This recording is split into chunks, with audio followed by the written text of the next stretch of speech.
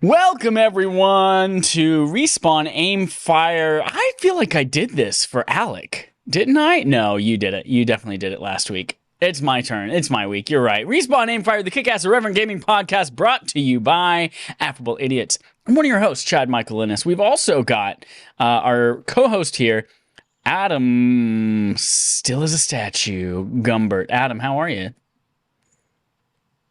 Hey, I'm good. My internet just caught up to all of that, and everything's good to go. I will have to say, for everyone who's wondering, we will get to, I tweeted this out, what does FFTFBL mean? And Chad will tell you what it means later in the show, but I'm going to tell you what I think it means first. Okay. That's a teaser. We'll get there. Yeah, tease. You'll notice missing from the podcast today, our RAF regular, Alex.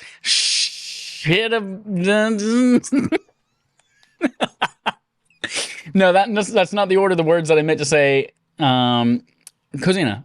I meant to say a goose came and shit on his computer, and due to global warming, goose shit now has become toxic and poisonous like alien blood, and it ate through his computer acid-like. And then you weren't close. I thought that's where you were going to go. I was going to be like, hey, talk about the goose thing, but then you just, I don't know what words you were trying to say. Yeah. I started with the word shit, I think, but I meant to start with the word goose.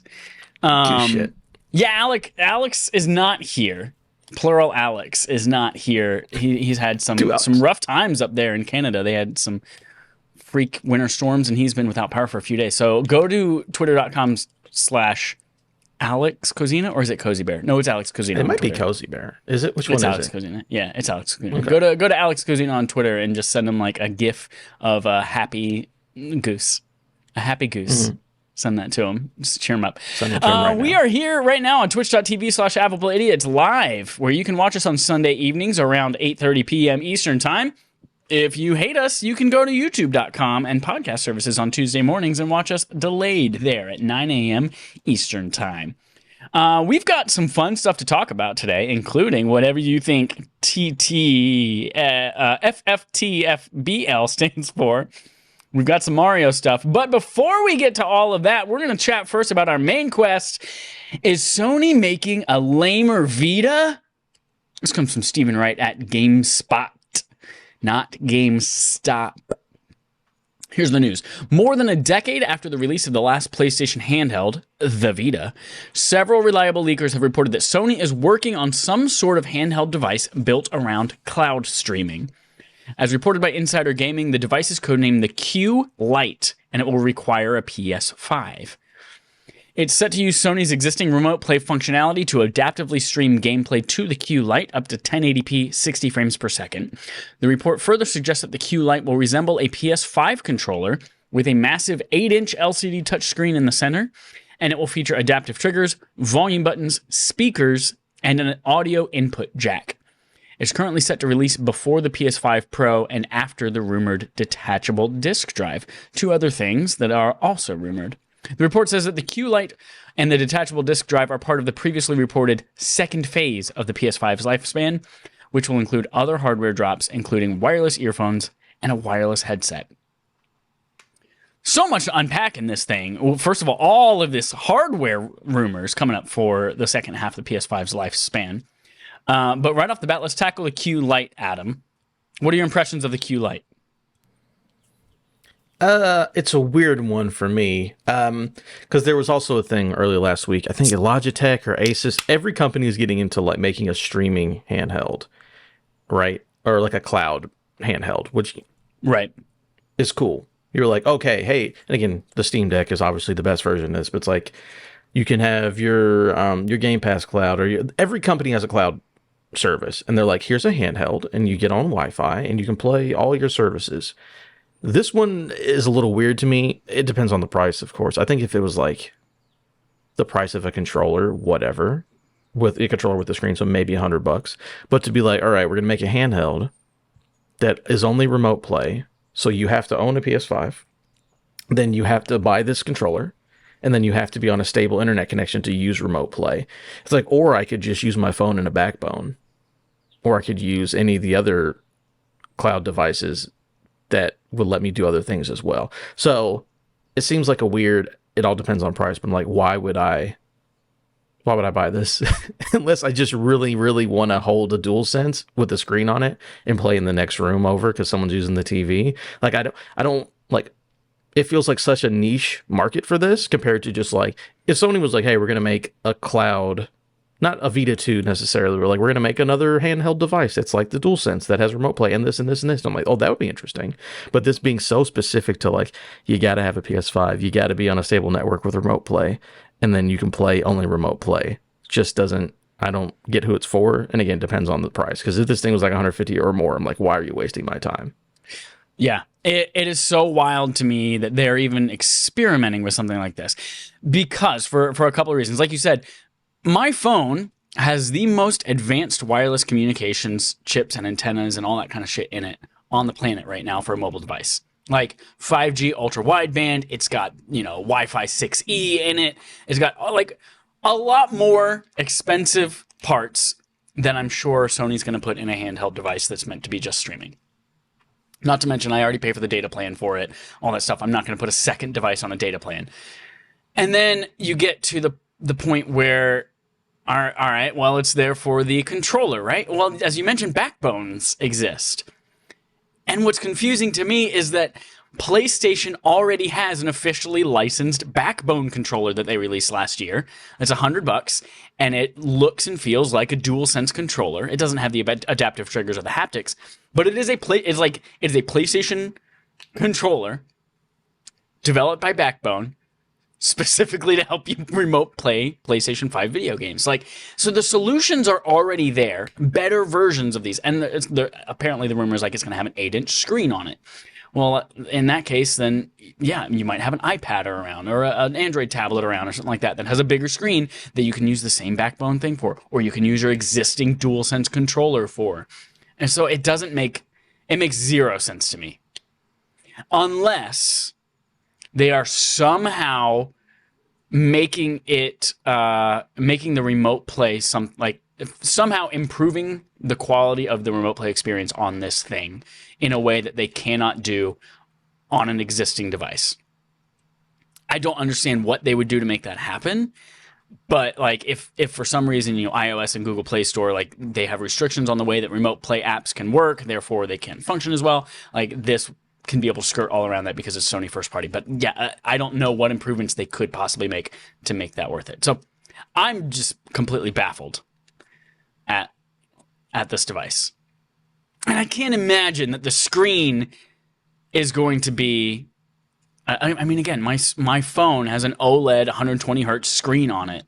That I can't imagine that they're going to create a device that is less than like a Nintendo Switch or a Steam Deck that's going to have that good of a and your phone screen is what, 2K, 4K? I know it's, I don't 2K, yeah. And I want to get on YouTube, it tells me like 2160. I don't know if that's actually getting really 4K, but that's what I'm saying. Like, and this is like up to 1080p 60. Like that's the max. Yeah. I'm like, yeah, why would I just not buy a backbone? And again, also I have to own a PS5. You have to own a PS5. So again, if it's an additive, if it's like, hey, I don't know, I haven't looked at how much a DualSense. Normally controllers are what, 60, 70 for a new controller? I guess it depends. Yeah, I think it's $70 for a DualSense. So if this is like 80, 90, because it's got the screen built in, that seems fine. But also, I don't know in what world you sell an 8-inch screen with all the haptic stuff for $90. So then it gets to that point where like, yeah, no, I will use another avenue. Like again, if I can remote play to my Steam Deck and then also get all those games natively. And it's like you can get so many other features with similar devices that if this is the same price as or near any of those prices, like what? I don't understand. I guess we'll see because it's rumored, but it seems to be substantiated. I just don't. It's a weird one. I don't hate it. Again, I think if you can get the price under $100, I'm like, that's cool. Like for people who are like, I like to remote play, that's cool. It's not more expensive than a controller and basically buy another controller. Cool. But I just don't know if we're going to get to that price point. So then I don't understand why even bother putting it out. I don't know. Make 10,000 of them and you'll sell them to hardcore people, I guess. I don't know. Now there's another little thing, another little layer to this, It's rumored that this is called the Q Lite. Would you be interested in whatever the Q regular might be? Like the normal Q, which might be a PlayStation branded, Steam Deck competitor. That, did I say the right one? Steam Deck. Yeah. It might be a Steam Deck competitor where it's basically that, but it accesses the PlayStation Store instead of Steam, and it's able to run PlayStation. Like, would you be interested in that? Granted, probably for $400-$300.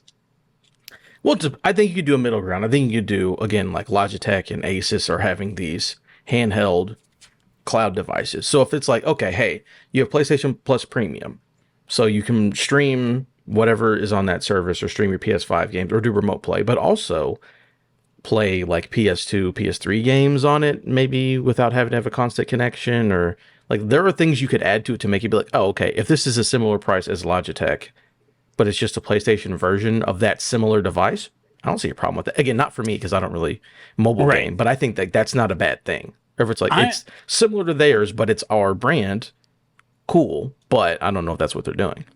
I'm thinking alongside the lines of like, imagine a Steam Deck form factor with the guts of like an Xbox Series S version of the PlayStation, where it's, 1080p 60 frames per second version of the PS5's guts, but it's still able to run the things at a, lower frame rate. Maybe it doesn't do ray tracing, maybe it does, who knows. Like that, like, and hard, like, download things, not streaming from the cloud. Like a true success. I don't think we will ever see that for a reasonable price point, because we already know Microsoft is losing like hundreds of dollars per Xbox Series S sold. So I don't think the PlayStation is going to make something like that. But like that's a small niche that I think would be filled, that people would respond to. Q Lite, I don't think has a place in this world, but I think that's a specific circumstance that I think people would respond to. That would be more interesting, but I just think after what happened with Vita, where it didn't sell super good, and then you have PSVR 2, and we've had reports of like, that didn't do as well as they wanted either. Are they going to make another piece of hardware that like, let's hope that this another handheld did good? They can't ignore what happened with the last time they made things that weren't a PlayStation console. Yeah. I think there's no way you'd ever get that. That would be cool. I would like the idea of them making a Steam Deck, competitor. I just don't see them ever doing that. And again, it would not be cheap. It would be the same price or more. Like, there's no way that they can undercut Steam. So again, I like the idea. Don't think that'll ever happen. Yep. We've already heard, speaking of some of these other hardware things in there, PS5 Pro is in there. Apparently a detachable disk drive. I've been, as much as I shit on a disk drive, I love my all digital. I buy everything digital. Every once in a while, once in a very, very blue moon, like navy blue moon, I think to myself, like, man, it would have been convenient to have a disk drive right now. Maybe like literally once a decade. I have not used my disk drive since the middle of the PlayStation 3 era. But like you mentioned last week, like, oh, Final Fantasy Strangers of Paradise Origins, whatever, like you can get that real cheap at GameStop on disc and then return it within 7 days. I was like, oh, fuck, yeah. I could, or I could pay the $40-$50 that it is on PSN. Like, damn. So like a detachable disk drive seems archaic to me in a way, but also like, oh, that's a good alternative, especially if it's less than $100, because that's the price difference between buying the digital version and the disc version of the PlayStation console. Like, oh, that's a convenient little add-on there. Yeah, that's a kind of a way that I don't see most electronic companies go, but I would love for being like, hey, here is the base model of the PlayStation or the new PlayStation 5, right? And if you want the disc, you buy it and put the disc drive on extra. Yeah. Like, there doesn't need to be two tiers. It's like there's a tier and there's an extra if you want the extra stuff. I would love that instead of like, yeah. Because again, it's a little different now, but at the beginning, like I have a PS5 with a disc drive. It was just because that was the one I could get, because again, they were so hard to get. My friend happened to have an extra one, and I was like, I guess I'll have to pay this extra $100, even though I'll never use the disc drive on it, just because that was available. So if it was like, oh, there are only ones without them, and get the attachment, I'm like, well, great, just give me the base one, and I won't buy the attachment. Or if I want to, I can. But I don't think that's an awful idea. It depends. It would the also make pricing of it or whatever, but I'm manufacturing they would only have to manufacture one SKU of everything. They wouldn't have to guess at the ratio of how many disk drives versus not disk drives do we produce. Yeah. It would simplify things so much. It's just like when I was working at GameStop and people talked about, back when collector's editions were like, oh, why are there so many? There's, they have to divvy them up between consoles because there are disc in them. I'm like, I would love if you don't put the disc in it, lower the price of the collector's edition, and then just let me, because I'm buying it for the extra crap, and then I'm going to get the game anyways. So, like, let me get the base thing that I want, and if I want extra stuff on top of it, let me do that instead of forcing it, be like, I would love to get Mass Effect 3 Special Edition, but they sold out on PlayStation 3, so I have to get I don't have a 360. So, like, what do I do? Not like, let's just get rid of that middle ground where I have to make decisions and just be like, here's the base thing, and you can buy add-ons if you want. What about these headsets and headphones? Like, we've heard rumors in weeks before that, like, they're working on basically like AirPods for your PlayStation 5, like little earbuds and things like that, which I think would be like comfortable, but I don't necessarily think I would wear them or use them as much as I would the traditional PlayStation 3D audio for PlayStation 4 and PlayStation 5 Pulse wireless 3D headset that I currently use. But I think it's a cool little option for people who prefer those earbuds instead. I mean, I assume like every couple of years you got to make a new headset. So, like they didn't just release the Apple AirPods once and then never made new ones. Like, come on, this is what they do. So that'd be cool to get new ones. Maybe just add like this one rumbles on the top left side too, or whatever they end up doing with them. But yeah, that's headsets having updates is completely normal. So that would be cool. And especially, if you do like, it's the Pro version of what do they call their wireless headset? Pulse? Well, they have the Pulse 3D wireless headset for PlayStation 4 and PlayStation 5. And then they also just released last year this line of Sony PlayStation. I don't know if they're PlayStation branded or Sony branded, but there's like 3 different tiers of Sony gaming headsets. What are they? Oh, yeah, they're the InZone. There's like the H3, H9s. Apparently they're trash. Audrey has some that she every once in a while tries to use while we play Destiny, and it's just terrible, and she eventually switches back because she's like, God, these are the worst fucking headphones. She's like, I feel sorry for people that buy these thinking they're a premium experience, and then they're terrible. Mm-hmm. Yeah, you hate that. You keep going for 2 minutes, I'm going to go plug in my Ethernet. All right. I will talk a little bit more about the wireless headset. I think this is something that's wild. Like, AirPods would certainly be convenient. They'd be a lot more lightweight. You wouldn't have to worry about messing up your hair. But if we had a wireless headset, and Adam just mentioned this thing about the vibrating, one of like the low-key, really great things about PSVR 2 is the fact that it has the haptics built into the headset. And obviously right now, developers are only thinking about developing haptics for your head in PlayStation VR games. But if we had some kind of headset that in the headband itself had a motor, granted the battery life would be absolute shit, especially based on how long the DualSense Edge controller lasts. But just humor me for a second. If we had a headband that had haptics in it, so that you could feel that even in your regular video games, not just when you're playing in VR, that could be freaking dope. And I think that's one of those subtle things similar to haptics that are like, could be the game-changing thing, especially if you're already immersed with 3D audio. That's one of my favorite things when playing in VR is you have that 3D audio, but when like something flies by your head or bullets or something like that, and you can feel it and hear the wind. You can feel the presence of the thing via the rumble in the headset, even if it's not necessarily like something hitting you in the moment too. So that could be pretty cool.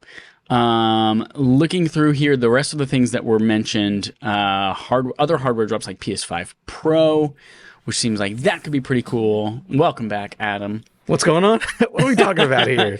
We just talked about like if they made a headset that also had haptics in it, like the PSVR, so that you could feel that kind of cool stuff in the headset. I said buzzing in the top left ear. Come on. Yeah, man. I gave you credit.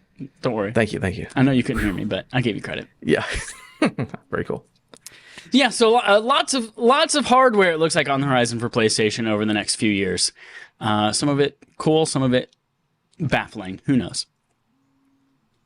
That's it for our main quest. We're going to move on to playtime, where we talk about what we played this week. We've got. I'm going to jump in here with Adam because I know what the first one is. I'm just really curious what. Okay, you're going to guess what mine is, so I'm going to guess what yours is. This first one is Major League Baseball, MLB The Show. You got me. I know MLB is tough to figure out, but that is. I have played more MLB The Show. I'm a baseball guy. I'm not really a baseball guy now. It's a fantastic game. It's fun to I love having, because again, right now, there's only two things I'm playing. It's the next thing I'm playing, and then we have to play Final Fantasy, which I'm not looking forward to. And I'm just really in a holding pattern until Star Wars. So it's nice to just have MLB. You better start Final Fantasy before Star Wars gets here, or else you're never going to play it. That's literally the last day of the month. I'll be all right. Okay. But it's just nice to like have a thing that's like a podcast game, whatever. Like you can go in there and play a whole week's worth of baseball games with just my single player in like a 30-minute span. Great. Love it. It's fun just to sit down, and I'm catching up on some podcasts, on McElroy podcast specifically, because I'm just doing that. Yeah. Are you doing My Brother, and Me? You doing Sawbones? You doing... I'm in the middle of My Brother, and Me. Okay. I'm catching up on the latest season of Adventure Zone because I was like 10 or 12 behind. So yeah, I have not listened to any of the newest season of Adventure Zone. I kind of liked being able to binge them all, so I'm gonna wait and then binge them all. Yeah, that's a fun thing to do. But the next one up, actually, you want to guess what this one is? Okay, so PIB, all lowercase. The rest of them are all capitalized. So this one, PIB. Yeah, that was an accident. That wasn't on purpose. Pib, Pokemon ibuprofen. My favorite kind of medicine. No, I would just. This is just a shout out for everybody, because I've talked recently about like my favorite kind of animation. The Into the Spider-Verse trailer came out recently. Oh yeah. And like fucking again, I'm excited for that movie. That kind of animation is amazing. There's only like 3 or 4 movies that have it. One of them is Puss in Boots. Last Wish. And someone explained it to me as it's Logan for the Shrek universe. And they're right. Puss in Boots is fucking amazing. That movie is wildly good. It came out months ago, right? But people are just... Yeah. People are raving about December. it. It's like, okay. It's hard for me to imagine that something like so deep in that Shrek universe that's not Shrek 1 is worth watching. Like there's been a Puss in Boots movie. There's been in Backdoor Sluts 9. There's a scene called Piss in Boots. There's been a Puss in Boots movie before, I think, right? And then we've had Shrek 7 movies. We've 4 had Shreks. So like for something to be that far down and an offshoot of Shrek, it seems wild to me that it's getting as good of reviews as it is. But I love great. Logan. Here's what I'll say about it. Again, they do have the Spider-Verse like animate on the first and third. You know how like it doesn't animate every frame. That's why they're kind of like glitchy sometimes. It does that, but like not all the time. It's like there will be certain scenes where it's like ding, ding, ding, ding, ding. And it's like, oh, it's so creative and everything looks different. And the bad guy, there's a wolf. I guess he's just called the Wolf. The most terrifying bad guy I've ever seen in a kid's movie in my life. And when you find out like who he is at the end of the movie, it's like, holy shit, that's wild. But he is scary as fuck. And it's just like, it's a big bad wolf. Then he pulls out these sides and like beats the shit out of Puss in Boots. It's such a good movie. And guess what? Guillermo from What We Do in the Shadows is one of the main characters. So that was pretty fun to see. Nice. Yeah. But I assume you've seen the trailer for, speaking about animation stuff, for the Teenage Mutant Ninja Turtles movie? Yeah, that's also one of the movies that does it. Yep. Yeah, fucking very excited for that too. Wait for that. I was sitting, we'll talk about this in a second. I was sitting next to this kid at Super Mario. I'll save it. Mm-hmm. Okay. When I talk about I just love at the beginning of that trailer, it's from perpetual teenager Seth Rogen. I'm like, yeah, he gets it. He's awesome. But the next one, when you guess what DR is? The closest, like, I have 2 non-joke answers. Oh, okay. And I don't think it's either of them, but they're like, one of them is Diablo 2 Resurrected. The second is Danganronpa? Although I know that's all one word, but I don't know. What is DR? It's either Doctor or Dominican Republic. No. I was going to say, my first answer when looking at it was like, oh, that's Dr. Mario. I've been popping pills. No, I've been playing Dredge, which is... What is Dredge? Dredge is a new indie game. That's cheating. You can't You can't put DR for dredge. If I just put D, I would have forgot. So I had to put the R for my own thing. Remember last month or at the end of the month when I was like best rated games of the month, and Dredge was on there and it hadn't even come out yet. Oh, it was that's already right. in 85. Yeah. So Dredge is an indie game. It is a fishing simulator where you're like on this set of like islands. It looks like off the coast of Boston. Like it has that kind of like North Atlantic feel. Yeah. And you have this little fishing boat and you're like, you fish and you go back to the town and you gain money and it's got all that. But the twist is, and it's very much a fishing sim game. The twist is there are Lovecraft monsters all over the place, but Okay. it doesn't start out like that. Like you'll literally, it's like, all right, we found you washed up, your boat's destroyed. So you got to build your boat up from the beginning. It's like, all right, we're giving you a loaner boat, pay it back.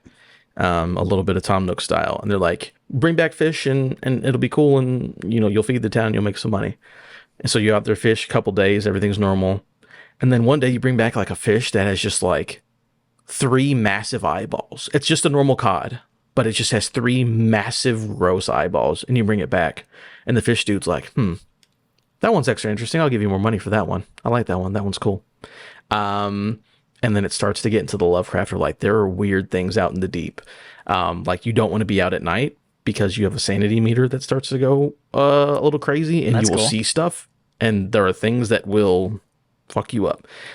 There's a really cool achievement where at nighttime, if you're in the fog and you blow your horn on your little sea horn, like you can randomly hear it repeated back to you out of the fog, but like the exact way you do. So I was like, beep, beep, beep, beep, beep. And then it was like, beep, beep, beep, beep, beep. I was like, nope, turn around, fucking straight back to port.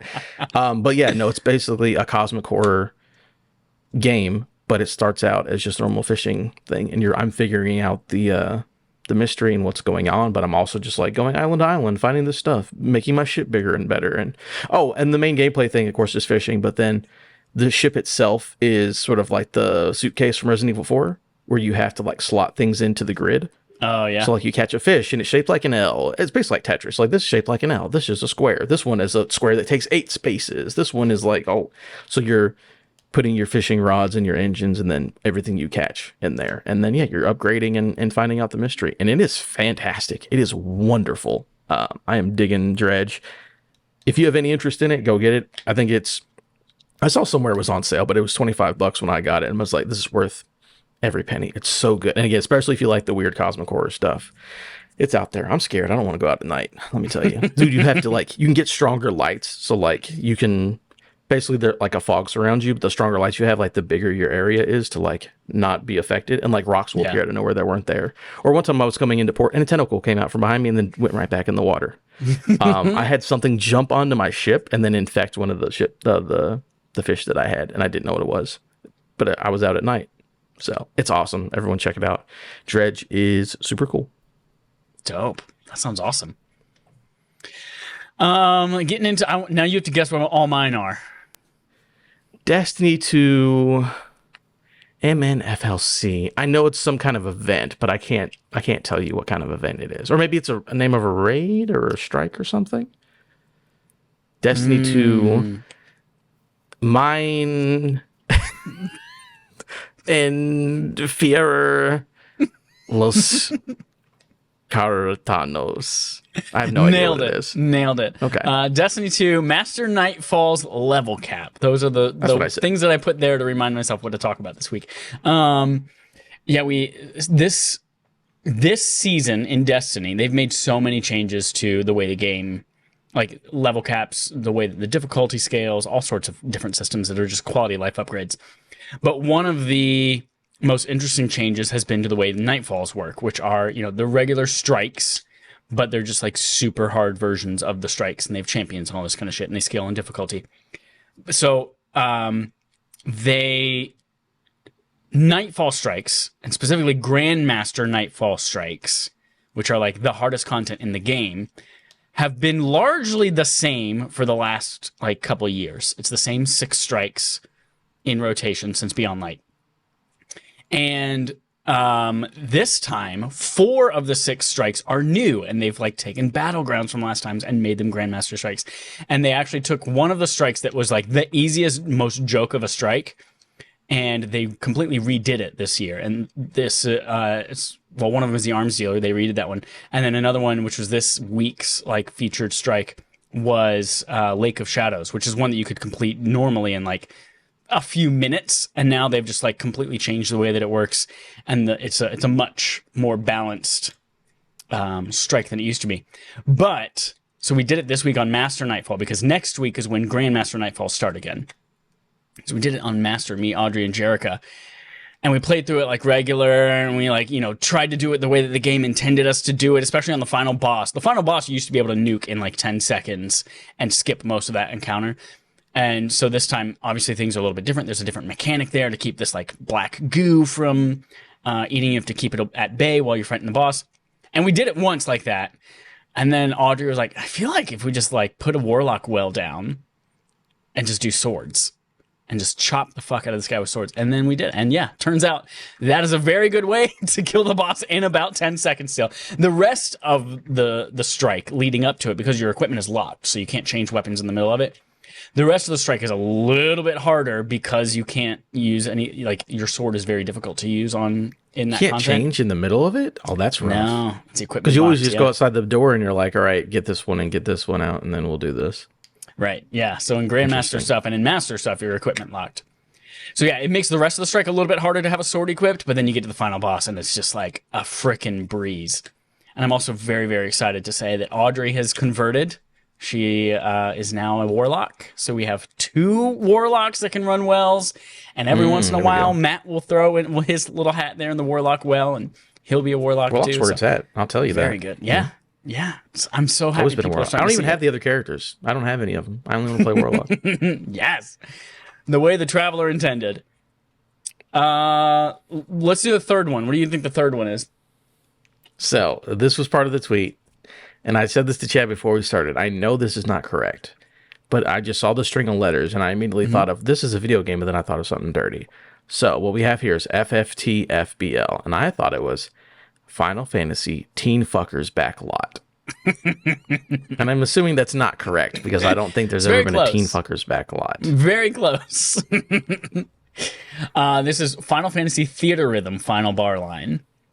Oh. Yeah, this is something I picked up like a month and a half ago, and I told y'all I was obsessed with it. And I found myself getting back into it. Yeah, it's so fucking good, Adam. I found myself, after seeing the Mario movie, I was like, I need... The music from Mario was so good that I was like, I need to listen to this soundtrack now. And they released the movie 2 days earlier than they had planned to, and they didn't release the soundtrack at the same day. So I had to wait 2 days for the soundtrack. And then I was listening to that and I was like, God, I really want like good music. I want to play a game with good music. And I was like, oh, there's a whole fucking Final Fantasy game with all the music in it. And so today I was like, you know what? Let me jump back into that a little bit. Let me jump back in. What's up, Mass Llama in the chat? Thanks for jumping in and saying hi. So I jumped back into Theater Rhythm Final Bar Line, and I was like, I remember I left off, I was like halfway through a game. You know, there's the campaign mode where you can play through each of the different entries in the series, and it's like all the music from Final Fantasy VII, all the music from Final Fantasy III, and you get like characters and stuff like that. I was like halfway through one of those games, and I thought, well, let me just finish it. And I just laid on the couch for 2 hours and did 3 of those games instead of half of one. And then that unlocked this album at the end of the list called Theater Rhythm Remixes or whatever it was. And Theater Rhythm Remixes is basically the most amazing like dance beat remixes of Final Fantasy songs and like big long medleys that ends in you like just destroying chaos. And it was so fucking good. And then at the end of it, it turns out I beat it. I beat the game. But beating it means like I still have, I've scratched the surface of, I think I said 16% of all the challenges I've done. Yeah, I mean, can you really beat Guitar Hero? You got to keep going back and play them on hard and 100% them and all that. Yeah. And I've only played, like, of the storylines in there, I've played 7, I think, and there are at least 20 in the base game, not even counting DLC. So I've got a lot to go. Now, I do have a big question for you. Yeah. Do they have Final Fantasy Origins Stranger of Paradise music in this video game? In Theater Rhythm. Ooh, I don't. You gotta get in the mindset to kill chaos. I'm sure they do. They have everything else. Like they even have the Crisis Core reunion game that just came out in December. Like they have that stuff in there, and they have like all the different versions of Final Fantasy VII. They have Advent Children movie music in there. They've got, I'm sure it's in there. If not, then it's DLC. Yeah, you got to play that and buy the DLC if you have to, because you need to be prepared for this Barf episode. Got to kill chaos. By the way, so for this next one, Jesus Christ, Mass Llama, who was in the chat, specifically said, looking forward to hearing all about the next thing you're going to talk about on Tuesday. So you got to go all in, bro. Do not let Mass Llama be disappointed in your recap of what you're about to go to next. I'm ready. Right? What do you think it is, TSMBM? Thursday, Saturday, Monday, baby mamas. Yes, those are specifically the baby mamas whose kids I see on Thursdays, Saturdays, and Mondays. Saturday and Mondays. Yeah. No, that's the Super Mario Bros. Movie. Adam, this fucking movie is perfect, Adam. It is perfect. I saw this on Wednesday. I saw it in AMC Dolby, which is like, you know, blows your face off with the sound. It has the subwoofers in your chair. The screen is all Dolby Vision, and it's beautiful and has such rich colors and contrast. And it is one of the most... This is from Illumination, which is the studio that did Despicable Me and Minions and a bunch of other trash, and has done this. And this is... I've only seen Despicable Me 1, and I have not seen the rest of it. I just assume it's trash because it's wonderful. Are they? Okay. Despicable Me 3 has the guy from South Park. Oh, okay. That's right. And the trailer is him doing like Michael Jackson stuff, right? On a boat. Yeah, okay. This movie, the Super Mario Bros. Movie, first of all, is one of the most beautiful looking things there are a lot of really good looking Pixar movies. There are a lot of really good Disney movies. This thing is incredible how it looks. And it reminds me of how shocked I was when I went to go see, I saw Frozen 2 in a regular standard theater, which I don't do very often. And I was like, you know what, that movie? I don't know. And then I went and saw it again in Dolby. And I was just like, holy shit, this is a completely different experience. This thing is beautiful. I had that same kind of feeling when I saw Mario. It's gorgeous. Amazing. The sound, the audio, not just like the soundtrack of like actual songs from the real world in it. They all hit every single one of them and they're fantastic. But also just like all of the nods to every single Mario game throughout this thing are just incredible. And I'm just like on repeat playing that soundtrack on Apple Music right now.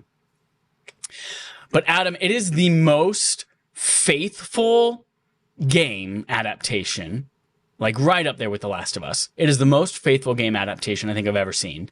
And it is so respectful to the source material that while also telling like a completely new origin story and also having characters that don't have accents. And like no one in the entire movie does a voice except for Jack Black.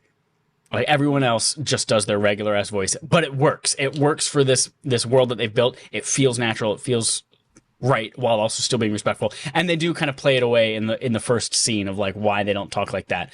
But it is so incredible, Adam. And it has everything that you could ever think that you would want in a Mario movie. It has Mario Kart. It has Smash Bros. It has Donkey Kong. It has all of these types of things and nods to every bit of Mario lore. At the same time, it also like leaves you with so much more that could come from a sequel. You're like, oh shit, that person wasn't in it. Oh shit, we didn't even see that whole mechanic. Oh shit, we didn't even see this whole, like there is so much to mine for a sequel. And I just had a wonderful time. And I think it was amplified because sitting next to me was this kid who was, I don't know, maybe 7 or 8, probably. And he was sitting next to his dad was on the other side of him. And his dad was, you could tell dad was hardcore nerd because his dad was geeking out just as much. But the kid, it started with trailers, seeing the Teenage Mutant Ninja Turtles movie. And the kid, you could tell, had never seen that trailer before. And he just started doing this.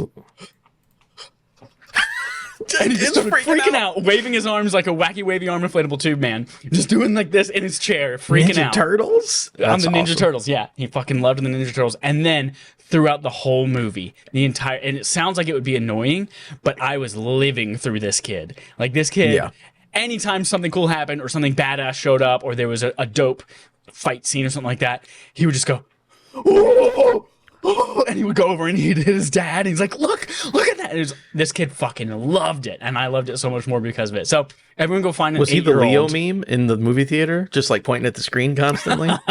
Yes. It was fantastic. It was so wonderful. And as soon as the credits rolled, he looked over to his dad and he's like, Dad, can we please stay to the end of the credits?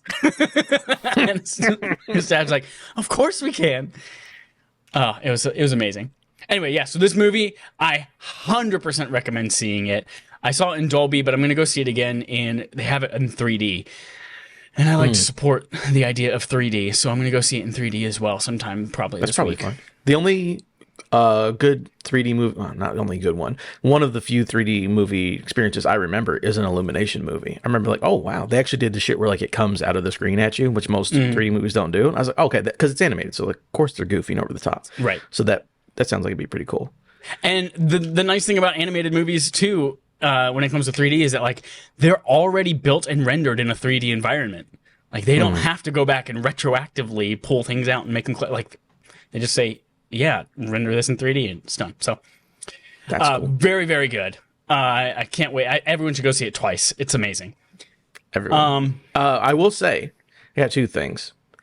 First of all, I love how we're getting out so many things that are like references or exact things that are awesome. Like again, last week D&D, like that is just full of it, but it's awesome. It's fun. For the Mario, Last of Us, all good. And also, he's a king. Everyone respect him. But Guillermo del Toro has been super hard on like animation is art. Like this is like he's only about animation now. He doesn't care about live action anymore. He's only all about animation. So I'm happy that we're getting so many cool animated. Again, like Puss in Boots is amazing. Mario sounds like it's awesome. So like let's keep getting cool animations. Spider-Verse is gonna be great. I will, and everyone has been saying they're like, yeah, the voice acting is good. Like everyone doesn't hate Chris Pratt anymore. And I'm so thankful for that. Like leave my boy alone. Like I didn't mind Chris Pratt's voice at all. I thought it worked completely fine. I totally forgot about my dislike of him as a person after this too. So like, and for the rest of everyone else too, like Charlie Day, like he's Luigi. It totally made sense. Anya Taylor-Joy as Princess Peach. Yeah, Keegan-Michael Key. I think he was the only person who actually had some kind of like computer affectation. I think they just pitched his voice up a little bit, but it was still his voice pretty much. And then Jack Black just like went hardcore into doing a Bowser voice, as he did basically everything. Love Jack Black. There's Kotaku is trying to fucking Kotaku pisses me off sometimes. Well, they're trying to smear fucking Seth Rogen. Like they had a headline for the movie like Seth Rogen panned because he's the only person that didn't even fucking try in the movie or something like that. And I was like, no, shut up. Everyone did their own voice, and it worked totally fine. And him as Donkey Kong was perfect, and it was fine. Anyway, fuck Kotaku. So many great cameos in this thing, too. Oh, God, I just love it so much. I already pre-ordered the Steelbook 4K Blu-ray. It's coming whenever the fuck it gets here. I can't wait. Should be soon. Kids' movies normally go to digital and Blu-ray a little quicker than other movies, so you should be able to get that soon. Yep. So I got a question for you. Yeah. Because our only real next story is also about Mario. But maybe my segment from Adam is also about the Mario movie. Which would you like to do first? Maybe the Game on Game Show is also related in part to the Mario movie. I got a question. Well, first of all, what order do you want to do these things? Let's just talk real quick about this quest log thing. Okay. And then let's jump into your thing, and then we'll jump into Game on Game Show and wrap it up. All right. Hope our things aren't too similar. I don't think they will be. If our things are similar, you have brain damage. All right, quest log. Mario is having a week. This comes from IGN and VGC.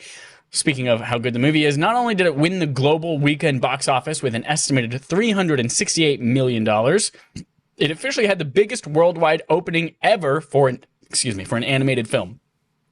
The Super Mario Bros. Movie passed Frozen 2's $358 million to earn the honor of having the biggest worldwide opening ever for an animated film, and it also had the biggest global opening of 2023, breaking Ant-Man and the Wasp: Quantumania's record of $225.3 million.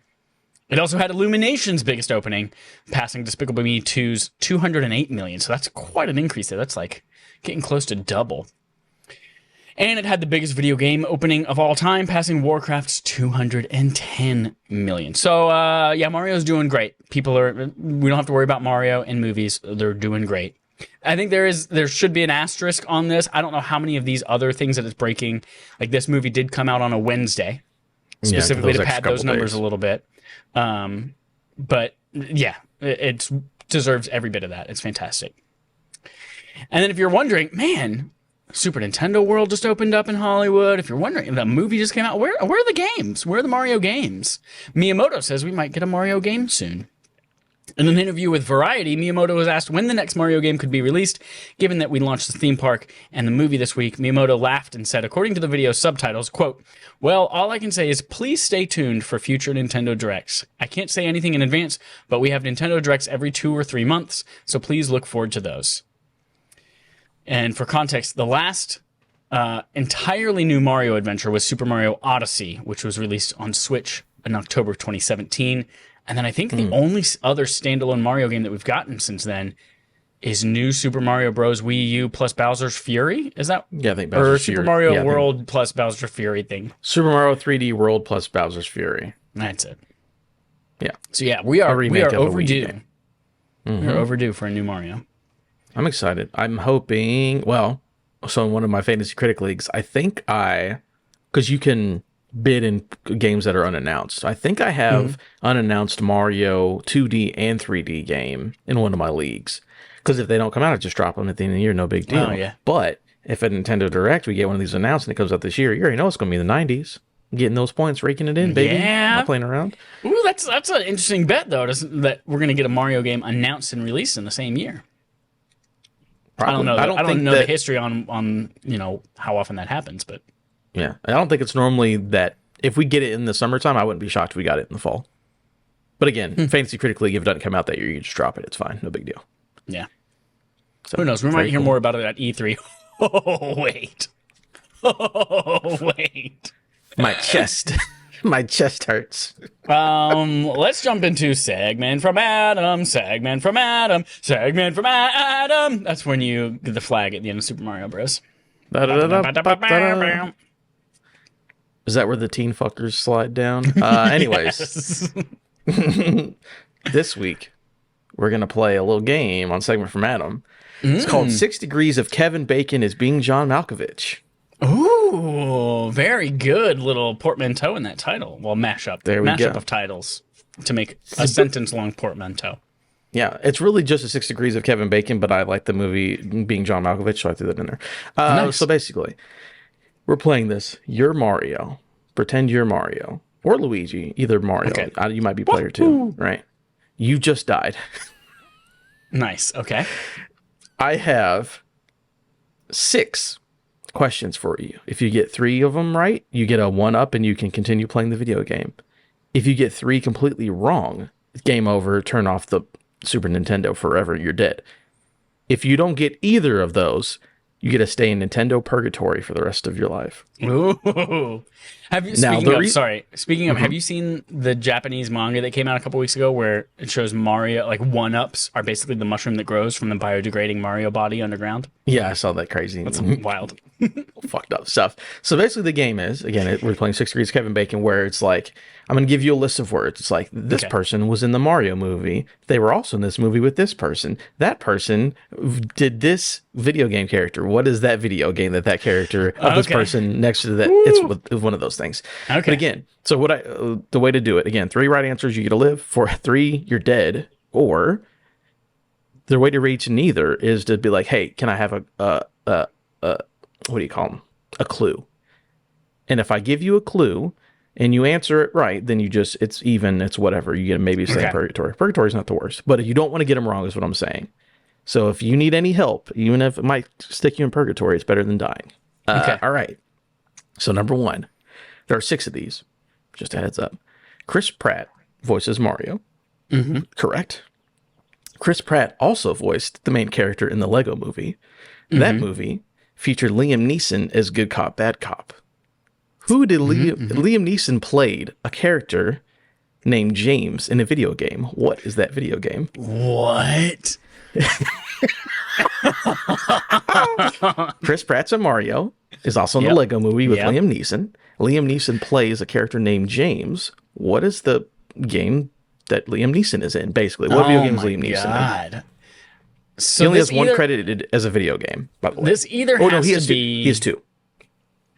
this either has to be like something from, the Beyond Two Souls era of games where they were like starting to cast Hollywood actors as like as a selling point for their game. And it was relatively new, and he had maybe only done the Taken movies or something like that. Or this has to be like a like Call of Duty paid $1,000 billion to get him to play a role. Either way, I'm gonna need a clue. You're going to need a clue, so maybe you'll Yeah. stay in purgatory. You don't want to be wrong. I will say that he plays the dad of your made character in this video game, so he is your father, no matter what. And I'll say it was in the 360 PS3 generation. Oh my god. So you make a character, and he's your dad, named James, Yeah. and it's the PS3 360 generation. And I will give you another one. I think you specifically would not like this video game for the fact that it's open world and the fact that it's brown.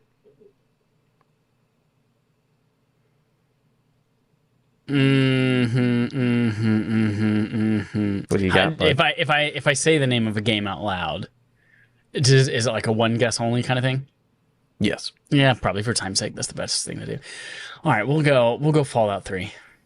Oh, you got it. Yeah, okay. Liam Neeson plays your dad in Fallout 3. No matter what you look like, doesn't matter. Liam Neeson's your dad. Liam Neeson was literally a black dude with a fro in my game. It was all good. right. So there you go. That's a 0. You're not going to hell. You're not going to heaven. You're fine. Okay. You're hanging Okay. out. Charlie Day voices Luigi. Mm-hmm. In the movie Fist Fight, he also co-starred along Ice Cube, who's a voice in which major video game franchise? What? Charlie Day. He's in the Oh movie my called Fist God. Fight, where he's a teacher who has to get in a fight and he's scared. Yeah.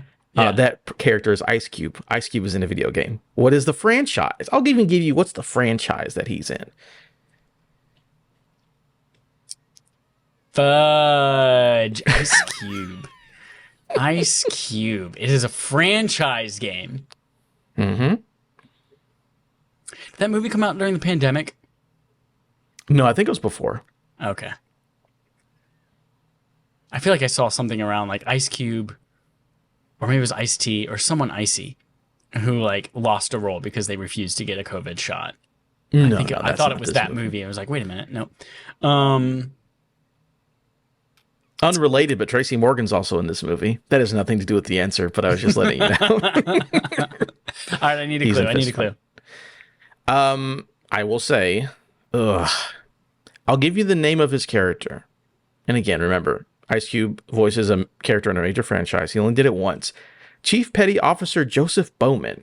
So he's a military man in a major franchise. What major military franchise would Ice Cube possibly be in? I mean, it's either. Again, I don't think it's recent, so it's either going to be like Battlefield or Call of Duty or Medal of Honor. But I think Medal of Honor is too old. And so I'm going to say Call of Duty. I feel like I would have known about that. I would have heard about that. So I'm going to say Battlefield because I know nothing about Battlefield. Ooh, that's a negative strike. He is in Call of Duty Black Ops. Damn it. He is in Call of Duty Black Ops. So that's fine. You're one down. Not a big deal. You can still go to heaven or try to stay in purgatory.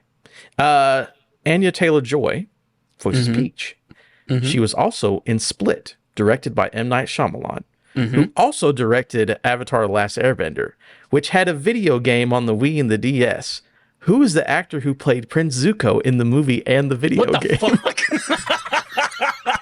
So Avatar, the M. Night Shyamalan Avatar movie, Right. who played Prince Zuko. Just another random thing. He's like the only brown person in the movie. And the movie's supposed to be full of like Asian people. 3 minutes of that movie and turned it off. I watched 3 minutes. I don't know who the fuck Zuko is. Prince Zuko. I don't remember. I need a clue for this. Okay. The actor is of Indian descent. Again, fucking crazy that they made an Avatar movie, which the anime or the cartoon Dev was Patel. like. It is Dev Patel. I was There we about to go. say he also was the leading Green Knight, but yes, Dev Patel was like the only person of color in that movie. It's supposed to be completely full of people of color. But yes, Dev Patel was in the game and in the movie. In the game, you played as his character. You played as the airbender. Is it Ong or Aang? See, the problem is that the movie said it wrong, and I can never remember which way is the right way. And then you play as Prince Zuko. So he voices the character you play in that Wii game that I'm sure is awful. So 1 down, 2 pushes. You're probably going to be in purgatory. Unless you get the next 3 right, then you can go live again. But let's not get too wrong, because you will be in hell. All right. Jack Black voices Bowser, who's featured in many Double Fine games. I'm not going to name him because he's basically in all of them. Who is another major actor that is also featured in the same games Jack Black has been in? Not all the games Jack Black has been in, but Jack Black has been in the same game, Double Fine games, as this other actor, who's also a famous actor. Who is that actor? Shit. I'm trying to think of... I can never remember the name of the game that he made with the game where you walk around with the guitar and shit like that. It's like I'll say because it's not related, that is Brutal Legend. Brutal Legend. I always think Rock He's of Ages, the main but that's character the in Brutal musical. Legend. Yeah. There are other Double Fine games that him and this actor are both in. I need a clue for Purgatory. Okay. The games that they shared that are the same are Psychonauts 2 and Broken Age. So who is a major actor in Psychonauts 2 or Broken Age that isn't Jack Black? I don't. I played Psychonauts 2, but I remember looking at it made me want to vomit. What about Broken Age? Did you ever play Broken Age? I tried Broken Age for 3 minutes as well. Mm-hmm. In that 3 minutes, you didn't recognize the famous actor's voice. Maybe I did. Maybe I played it when it came out. It was a decade ago. Willem Dafoe. Ooh, close. Elijah Wood. Oh, okay. Elijah Wood is the main... Oh, that makes sense. He does so many video game stuff. Even, remember that game, the VR game that he made? Yeah. Is making? Canceled? I don't know. I think he was an art director on it or something. I saw that. I looked up. But no, he's the... Spoilers. He's the bad guy in Psychonauts 2. Remember, the guy who's actually the king who's pretending to be the other guy, whatever. But he's the main character you play as in Broken Age. He's the boy. There's the boy and the girl. He's the boy. Yeah. All right. So 2 down. At this point, I might be going to hell. Could stay in purgatory, right? Yeah, you could still stay in purgatory. Okay. Let's try to do that. All right. Seth Rogen is Donkey Kong. Mm-hmm. Seth Rogen starred and directed This Is the End. Uh-huh. In which the movie he acted alongside and directed Danny McBride. Mm-hmm. Danny McBride is in what massive game title? Danny McBride voices a character in a massive video game. Maybe one of the biggest video games of all time. Danny McBride? Mm-hmm. At this point, I'm gonna ask for a clue because I'm not going to heaven. So I'm gonna ask for the clue. Again, Danny McBride, it's in one of the biggest video games of all time. I would say it is in the top 3 best-selling video games of all time. As a modern video game that has appeared on 3 console generations. Yeah, I was thinking Rockstar. It was like, is it a Red Dead or is it a GTA? So it looks like it's GTA 5. GTA 5, there you go. I did not know he was in that. It makes sense for him, though. Yeah. He's some random character in there. That's very cool. All right, our last one. This one either sends you to hell or keeps you in purgatory. We'll see what it is. Keegan-Michael Key plays Toad. He's a longtime collaborator of Jordan Peele, who directed the movie Us, which is his second directorial debut. Us featured Lupita Nyong'o, who starred in what game based off a movie franchise she also appeared in? You see the 6 Degrees of Kevin Bacon? And then the John Malkovich is my mind if this doesn't make sense to most people because it's insane. So basically, games that Lupita Nyong'o movies was in a video game that was based on a major movie franchise she was also in. Give me the clue just in case. It's going to be a tough one. I will say it is a Lego game. If that can narrow it down. It's a game that she is in a Lego video game. What is the movie that the Lego video game was based on that she voices her character in? Not saying it's a major character, but it is a character that is in a game that a Lego made a game off of. I'm gonna say Lego. It's an Avengers one. Legos Avengers Assemble. Put the Legos together. Assemble them. Marvel Avengers. Is that gonna be your final answer on that one? Yeah, that's my final answer. Oh man, I try to keep you out of hell. No, it's Lego Star Wars: The Force Awakens. Star Wars, Lego Star Wars, Chad. Who was she in Star Wars? She's Maz Kanata. She's the girl who's like, that Wookiee's my boyfriend. Oh, I didn't know she was Maz. She's Maz Kanata. So there you go. Oh, okay. Yeah, I'm sorry. But here's the great thing about you going to Nintendo Hell is that I just turn off the Super Nintendo and blow in the cartridge, turn it back on, you're back alive. There we go. Yeah, dope. No one actually dies forever. That was a wild one. That was rough. Rough for me. I'm going to hell. I'm burning. It was tough.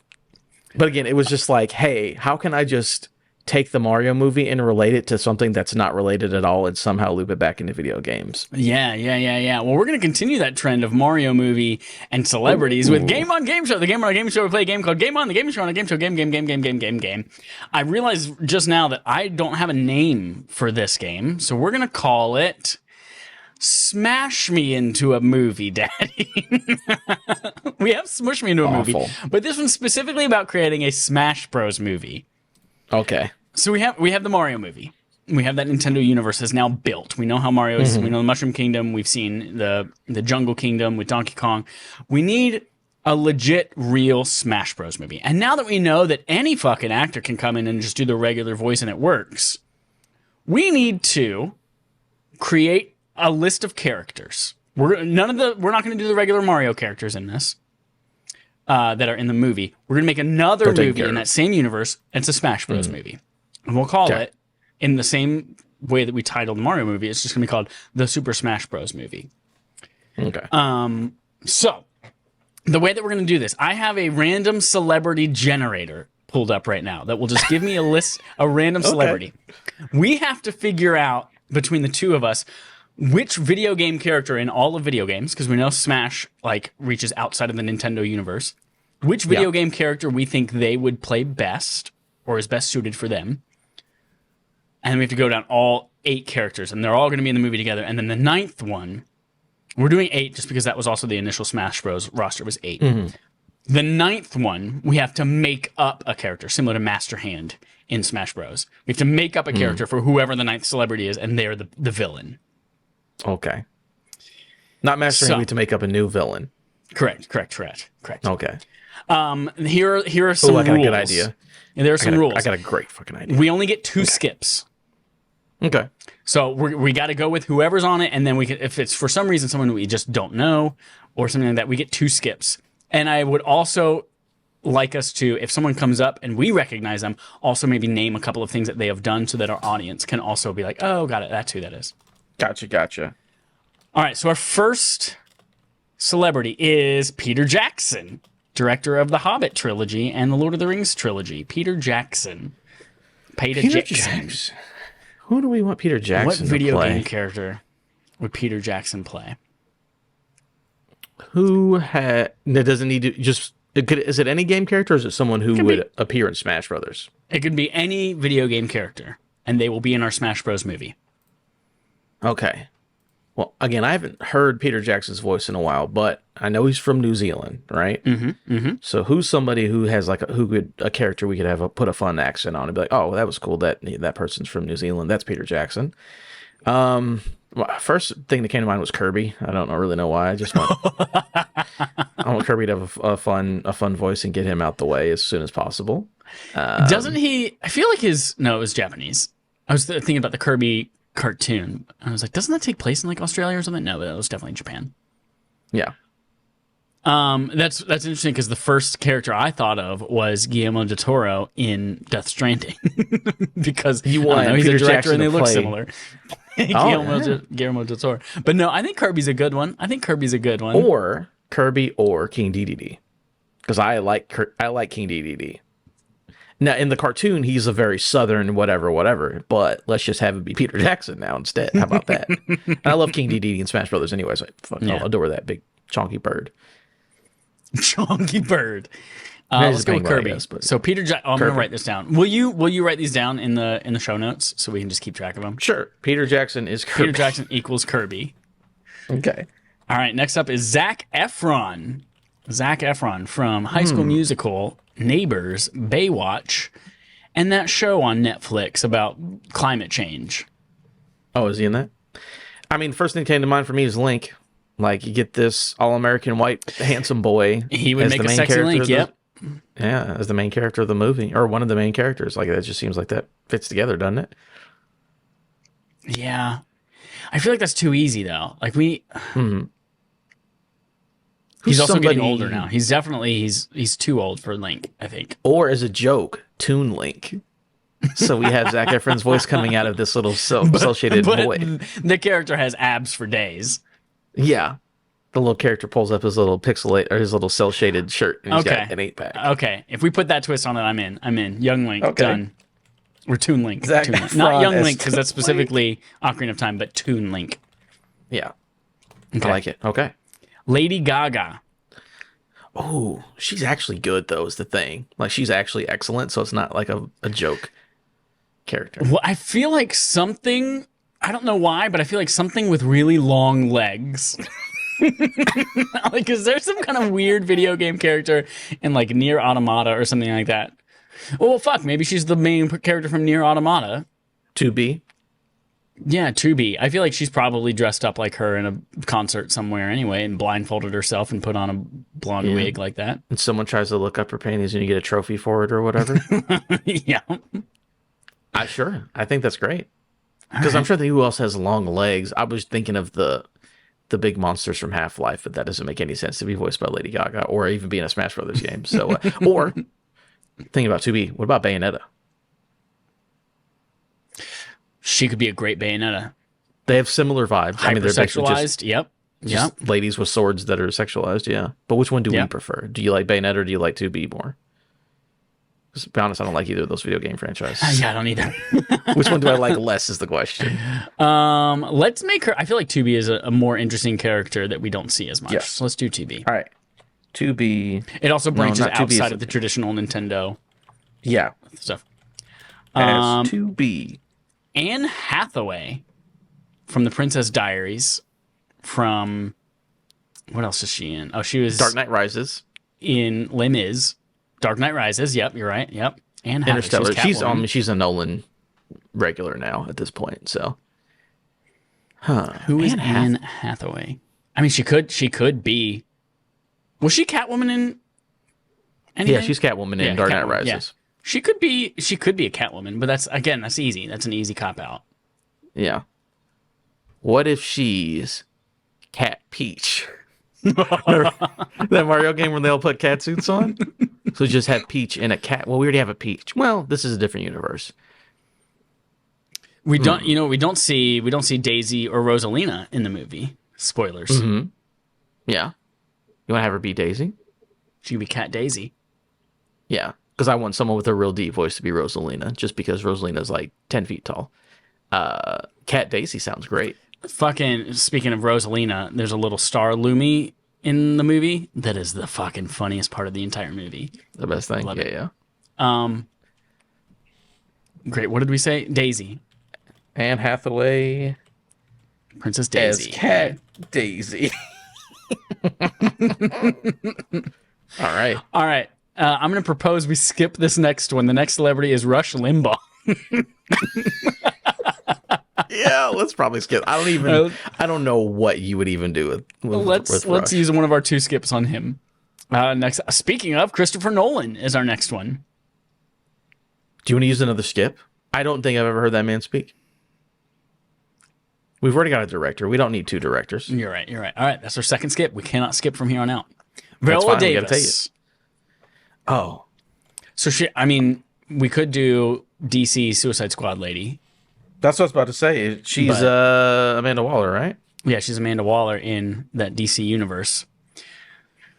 I'm looking up everything that she's done. So we have How to Get Away with Murder. Man, what a good show that I watched for a very, very long time. Let me see. How to Get Away with Murder. She is Amanda Waller. The Woman King. So she's definitely like a strong, we need like a strong female character. Who do we put though? Who's a video game character this could be Rosalina. Now her voice isn't deep enough for Rosalina. Almost like a, I don't know, I feel like a mom Like a strong, like, you don't mess with my babies kind of mom. Then who has babies that they protect? Whose entire thing is protecting their children? Um, um, the follow me here. Okay. So I was thinking Pokemon trainer, and like, I was thinking Pokemon trainer as well. Yeah, like protecting my lie. Pokemon. Yeah. And then what if we took it one step further? And there's the Pokemon Execute. And there's a bunch of little angry pink eggs. What if she's what if she's a big angry pink egg guarding a lot of little pink eggs? And she's Viola Davis, the big Execute egg. She could be that. Or how about this? The only Pokemon we know that speaks. Have her cast her as Meowth. Viola Davis is Meowth. I'm into it. We have not seen Meowth in a Smash Bros. Game. That could be cool. Exactly. Aside from he might have been a trophy or something. Okay, how many do we have now? We have 5 currently. Wait a minute. 1, 2, 3, 4, 5. Yeah. Fuck. We've used our 2 skips, and our next one is someone named Ed Westwick, who I do not recognize. Ed Westwick. Ed Westwick. He's in Gossip Girl, Romeo and Juliet. He's in a bunch of shit you've never heard of before. White Gold. A movie called Enemy Lines. He's a CW. Yeah. Pretty white boy in a CW show kind of Well, this guy. is where we throw the joke character that says like one line then, right? Or someone who just doesn't say anything at all. All right. But they look pretty. Yeah, we've already used the Pokemon because I would just have him be fucking like Pikachu. Just have him be like Pikachu. But we can't do that. Who is somebody? Who's a silent protagonist that only makes grunting noises? Actually, would probably be a good one. We could have him be Old Link. Old Blink? Yeah. Zac Efron is we fake it as like, oh, Link's in the movie, and then he's like, huh? But then he like falls off the stage and dies, and then Toon Link as Zac Efron's our actual main Link in the movie. Yeah, there you go. It's a little fake out, kind of like Spider-Verse. Like, is that Chris Pine? Oh, nope. No more Chris Pine. Yes. Yep. So what's his name? Ed Wedwick? Ed Westwick. Ed Westwick, CW boy as Old Link. All right. You will not believe it. The next one is also Ed Westwick. Let me refresh this again. Okay. Yeah, not Chris him. Rock. Chris Rock. Ooh, that'll be good. Who's someone who gets From slapped around the a lot? Oscars. He got slapped at the Oscars, for anyone who doesn't know who Chris Rock is. That's what he's most famous Also in for Dogma. Comedian. All kinds of stuff like that. So I mean, again, this is our comedic character. Like, you know, like Jack Black is phenomenal and funny. Let's put him as one of these main characters. Who is Chris Rock? Who's a funny main guy that we can have in here? I'm thinking like a sidekick character, like Infamous, his like Cole's friend who's always there cracking jokes and stuff like that. Mm-hmm. But How about he's obviously not that guy, whatever that guy's name is. about Chris Rock is teenage Atreus? I would love, and it makes sense, even, with what's his face as Kratos. Like, I would love for Atreus to have Chris Rock's voice. Let's do it. Chris Rock is teenage Atreus. Oh man, sure, why not? Teenage Atreus. All right, we have one more main cast member before we get to the villain. All right, the next cast member is Vanessa Hudgens. Okay. Oh, her and Zac Efron in the same movie? Yeah, that's right. She was High School Musical too, right? She's in High School as Musical. well. Yeah. What else has she done? Has she done anything else since? I'm sure she's done plenty, but I just High School Musical, of course, is what I remember her from. She's done Journey 2, which is Journey to the Center of the Earth 2, Oh, I which watched I didn't know that they movie made. like a year ago. The Rock's in Spring that, Breakers, Bad Boys for Life, High School Musical 2 and 3. Well, I've literally not seen anything. Oh, she was in Tick Tick Boom. Okay, on Netflix in 2021. There you go. That's the only other thing I think I've seen her in. Do we do it and make her Zelda? Whoa, a little Zac Efron, Vanessa Hudgens smoochy smooch. Okay. Okay. Because Vanessa like Hudgens old as Link's in Zelda? the movie and he dies because he falls off the stage, and then Peach is like, "Oh no, I'll never find love again." And then Toon Link shows up and he's a goofy boy with an 8-pack, but we don't know that till the end of the movie. And Zac Efron and them slowly fall in love because her original guy died.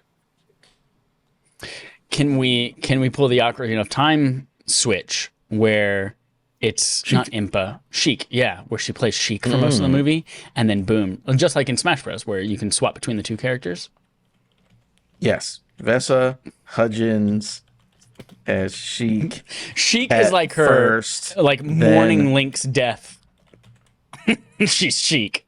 That's her like wearing the black gown with the veil, and it lets her veiling her emotions and mourning as Sheik, and then she turns into Zelda when she finds out Toon Link has an 8-pack. Yeah, there we go. Perfect. Great kids movie. All right, the villain of the movie with an original character is Claire Danes. Who? Claire Danes? Claire Danes. I feel like she's been in like all of those Lie to Me movies, shows that you watch.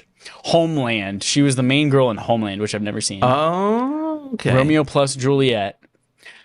Okay, so I feel like Terminator 3, Rise of Machines. She's someone who, okay, hasn't been relevant for a while, I think is safe to say. Mm-hmm. And Homeland ran until 2020? Jesus. Homeland went for a while. Yeah.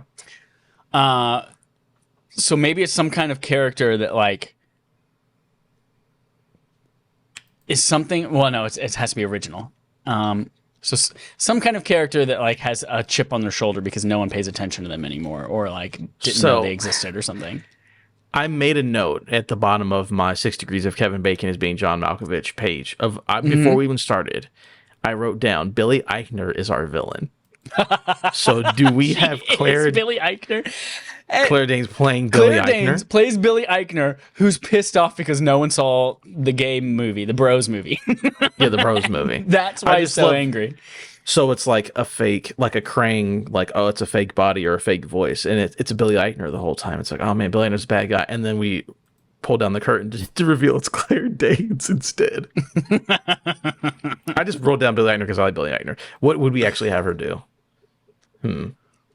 Is it someone who's, okay, that's perfect. Who's a video game character who's not relevant? Who would be mad and try to make them all fight and kill each other and be like, oh, it was me all along. It's like, who's someone who used to be popular who's not anymore? Spyro? Claire Danes is Spyro? Yeah, it could be Spyro. What's the original character? What about someone will make up a character, Sly Cooper. Sly Cooper was like a thing that they were gutting. They're like, we're bringing Sly back. And then no one played Sly 4.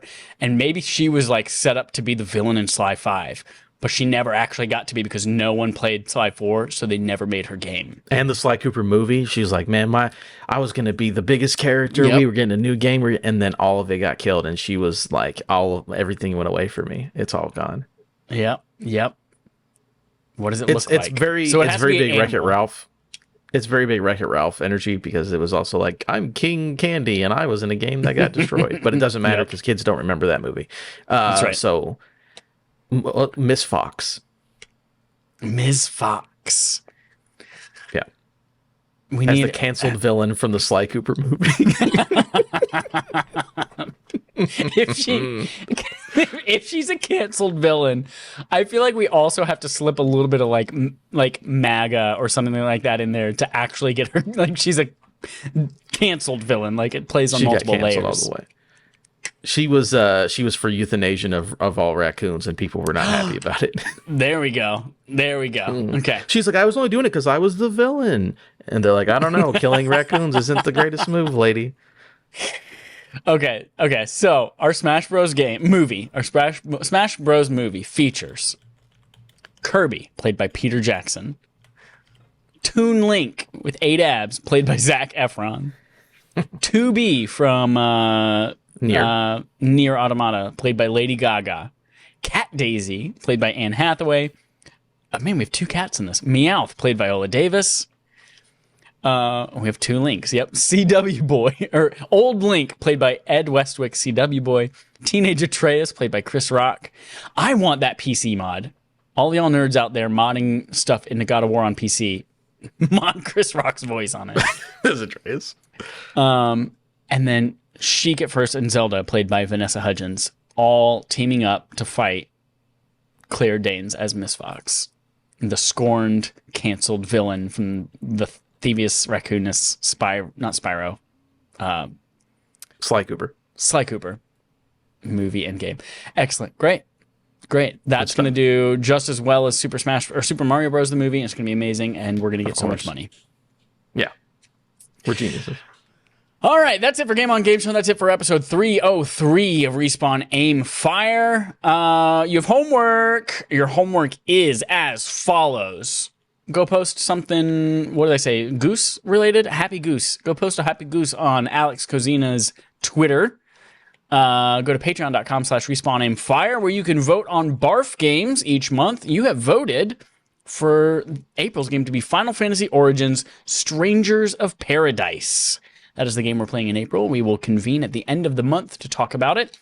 If you're over there on patreon.com/respawnaimfire and you're like, wham, what else do I get? You also get early access for a month to our new game show series, which is starting in April with RAF, which is a spin on a popular game show that we can't legally name.